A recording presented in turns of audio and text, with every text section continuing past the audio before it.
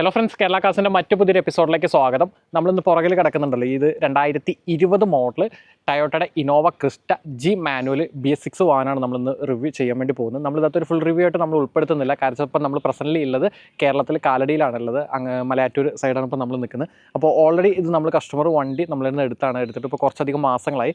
കഴിഞ്ഞ പ്രാവശ്യം ഞാൻ അവിടെ വന്ന സമയത്ത്, കുറച്ച് മാസങ്ങൾ മുമ്പ് ഞാൻ അവിടെ വന്ന സമയത്ത് നമ്മൾ ഒരു കസ്റ്റമർക്ക് വേണ്ടി നമ്മൾ ഇൻസ്പെക്ഷൻ ചെയ്തായിരുന്നു. അതിനുശേഷം നമ്മളെ കയ്യിൽ ഒരു ക്ലയൻറ്റ് വന്ന് വണ്ടി വേണം എന്ന് പറഞ്ഞ് വീട്ടിൽ വന്ന് വണ്ടിക്ക് വേണ്ടി ഓർഡർ ചെയ്തിരുന്നു, പ്ലേസ് ചെയ്തിരുന്നു. അപ്പോൾ നമ്മുടെ ഭാഗ്യം കൊണ്ടും അവരുടെ ഭാഗ്യം കൊണ്ടും തന്നെ അവർക്ക് ഈ ഒരു വാഹനം വളരെ പെട്ടെന്ന് തന്നെ അവൈലബിൾ ആയിട്ട് കിട്ടി. അങ്ങനെ അവർ അവിടെ ഡയറക്റ്റ് പോയി അവിടെ തന്നെ സാധനം ഞാൻ പറഞ്ഞതിൻ്റെ പുറത്ത് അവരവിടുന്ന് പർച്ചേസ് ചെയ്ത് ബൈ റോഡ് ഓടിച്ച് ഇവിടെ കൊണ്ടുവന്നപ്പോൾ കുറച്ചധികം മാസങ്ങളായിട്ട് അവർ യൂസ് ചെയ്യുന്നുണ്ട്.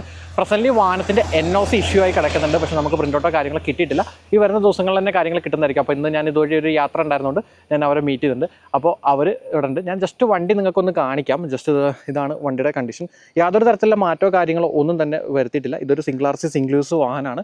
ഒരു പ്രധാനപ്പെട്ട ഒരു ബാങ്കിൻ്റെ കീഴിൽ കിടന്നിരുന്ന വാഹനമാണ്. അതുകൊണ്ട് തന്നെ അതിൻ്റെതായ ഒരു ക്വാളിറ്റി കാര്യങ്ങൾ നമുക്ക് വാഹനത്തിൻ്റെ എല്ലാ സൈഡിലും നമുക്ക് നോക്കിയിട്ട് കണ്ടിട്ടുണ്ട്. അപ് ടു ഡേറ്റ് പ്രോപ്പറായിട്ട് തന്നെ ഷോറൂം സർവീസും കാര്യങ്ങളൊക്കെ വന്ന ഒരു വാഹനമാണ്.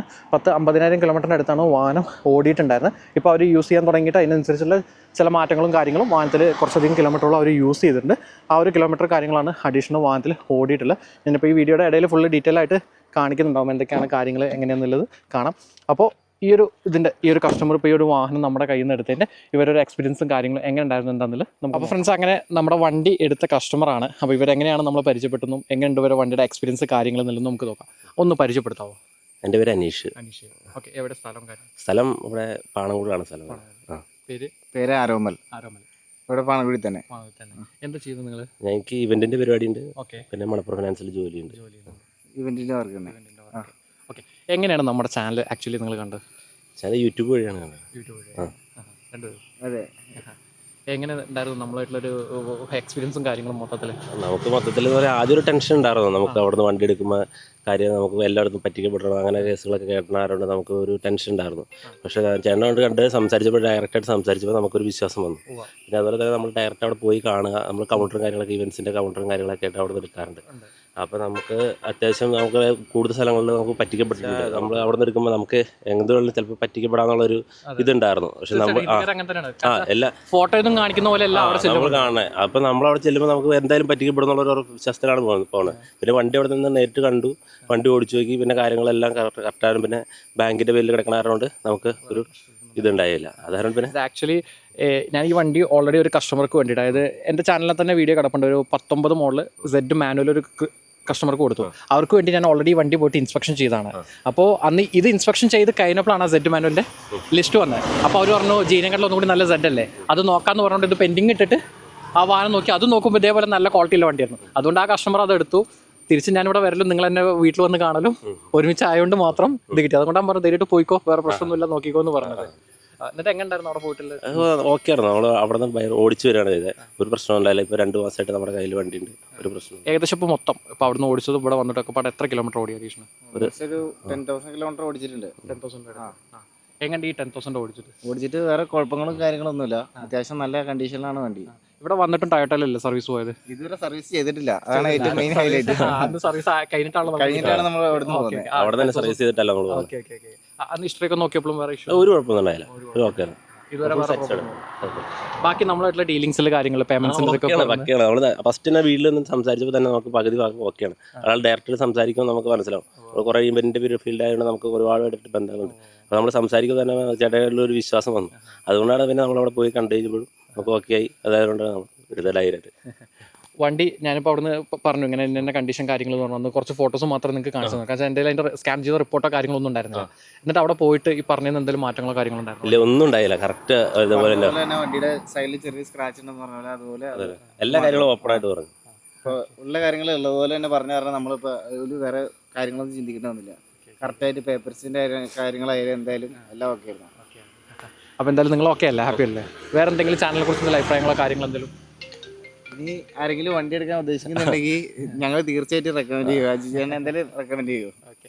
പിന്നെ ഒരു സംശയം ചോദിക്കുകയാണ്. ഇപ്പം നമ്മൾ ഇവന് വീഡിയോ ഇടുന്ന സമയത്ത് എല്ലാവരും ചോദിക്കുന്ന ഒരു കാര്യമാണ്, വീഡിയോയിൽ വണ്ടിയുടെ വില പറയാം. റേറ്റ് പറയാനാണ്. റേറ്റ് നമുക്ക് അത്യാവശ്യം നല്ല ബെസ്റ്റ് ക്വാളിറ്റിയിലും കിട്ടിയിട്ടുണ്ട്. നല്ല ബെസ്റ്റ് പ്രൈസിലാണ് കിട്ടിയിട്ടുണ്ട്. അത് സംഭവം എന്താണെന്ന് വെച്ചാലും ഈ വണ്ടി ഓൾറെഡി ഞങ്ങൾ വേറൊരാൾക്ക് വേണ്ടി വാല്യൂഷൻ ചെയ്തുകൊണ്ട് ഏകദേശം ഒരു ഫൈനൽ പ്രൈസ് പോലെ ഞാൻ ഇവരോട് പറഞ്ഞിട്ടുണ്ടായിരുന്നു.